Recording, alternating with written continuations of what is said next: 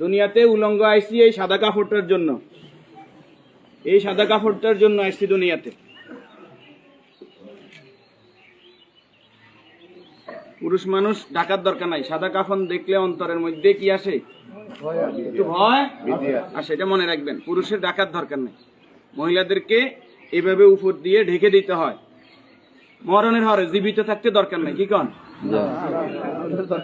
আমার মেয়ে, আমার স্ত্রী, আমার বোন, আমার মা বেপরদায় চলে, আমরা হইলাম দায়ুস। ওই পুরুষ দায়ুস যে তার স্ত্রী সন্তানকে পর্দা করায় না। আপনি থাকতে আপনার স্ত্রী কিভাবে ফেরিওয়ালার সামনে যায় আলু ফ্রাইস কিনে? আপনি দেশে থাকতে, আপনি এলাকা থাকতে আপনার স্ত্রী কিভাবে মার্কেটিং করে যায়, এভাবে বাজার সদাই করে? আপনি পুরুষ কেন পর্দার ব্যাপারে সচেতন নয়? আপনার উপযুক্ত মেয়ে ওড়না ছাড়া ঘর থেকে বের হয় কিভাবে? আপনার মেয়ে, আমার মেয়ে কিভাবে পায়জামা টাকনুর উপরে পরে? আমার ছেলে কিভাবে পায়জামা টাকনুর নিচে পরে?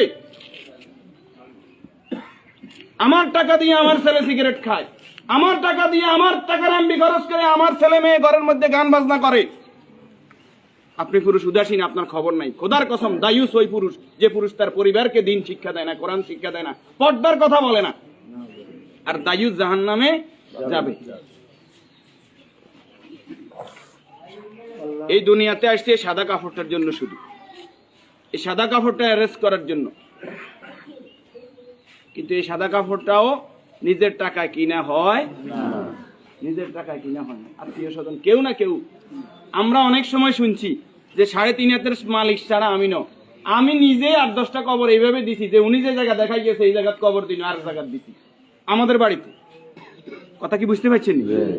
উনি যে জায়গা দেখাই গেছে ওই জায়গায় দিতে পারি নাই বিভিন্ন কারণে। ওই জায়গার মধ্যে হয়তো পুরান কবর পড়ছে, অথবা ওই জায়গার মধ্যে খাদ গর্ত বেশি, পানি হয়ে গেছে।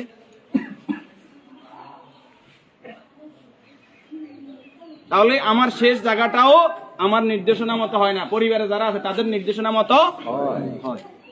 যে রাসূলের শানমর্যাদা এত বেশি, সে রাসূলের প্রতি দুরূদ ও সালাম সাল্লাল্লাহু আলাইহি ওয়াসাল্লাম। সম্মানিত উপস্থিতি, আল্লাহর গোলাম চেহারাতে বলতেছে অবশ্যই নেককার পরেজগার ছিল। আল্লাহ তাআলা ওনার জীবনের গুনাহগুলো মাফ করে দেন, আমিন। যে নেক আমলগুলো করেছে, দান সাদাকা করেছে, এর বদৌলতে কবর, হাসর, মিজান, ফুলসিরাত আল্লাহ কি করে দেখ, মাফ করে দেখ। আমরা যারা জানাজায় উপস্থিত হয়েছে আল্লাহ আমাদেরকে মাফ করে দেখ। আল্লাহ তাআলা এই পরিবারকে ধৈর্য ধারণ করার তৌফিক দান করুন, আমিন। 40 জন জানাজাতে কাদেরকে উপস্থিত করাইবেন? আমাদের কত বলবো, বলতে আর বলতে মনে চায় না। সব জানেন কিন্তু আমল নাই। আপনি জানেন যে আত্মীয়তার সম্পর্ক নষ্টকারী জাহান্নামে যাবে, আপনি নিজেই সেই সম্পর্কটা বারবার নষ্ট করেন। আপনি জানেন যে আগে সালাম দিতে হবে, আপনি সালাম দেন না। আপনি জানেন যে নিজের জন্য যেটা ভালো মনে করি অপরের জন্য সেটা ভালো মনে না করলে আমি ইমানদার নয়। আপনি জানেন প্রতিবেশীর হক নষ্ট করলে ইমানদার নয়। কই নাই, সব শুধু জানি, আমল করি না। আমাদের মাঝ থেকে আমলটা দূরে সরে গেছে। এই নেককার গোলাম জানাজাতে নামাজি ফরেজগার লোক, শিরিক মুক্ত লোক, আপনার দৃষ্টিতে যিনি শিরিক মুক্ত, এরকম 40 জন লোক যদি দোয়া করে আল্লাহ তাআলা ওই দোয়া কি করে? কবুল করে। 40 জন হাইবেন, আইতেন না।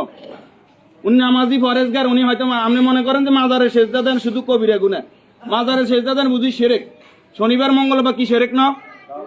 শনিবার মঙ্গলবার হিসাব করা শিরক না নি? শিরক, এটাও শিরক। এই যে জাদু টোনা করা, এটা কি শিরক না নি? গণকের কাছে যাওয়া, বান্দর গনাইতে যায়, মানুষ গনাইতে যায়, চুরি করছে কে, আনা চাইতে যায়, এগুলো সবগুলো কি বড় শিরক? যেটা জনগণ সকল ক্ষমতার উৎস, ঠিক না নি? জনগণ সকল ক্ষমতার উৎস, সকল ক্ষমতার মালিক কে? তো যেই দল, যেই সংগঠন, যেই রাজনীতি আমাকে বলে জনগণ সকল ক্ষমতার উৎস, এই রাজনীতি করা কি শিরক না? এই জিনিসটা কেন বুঝি না আমরা?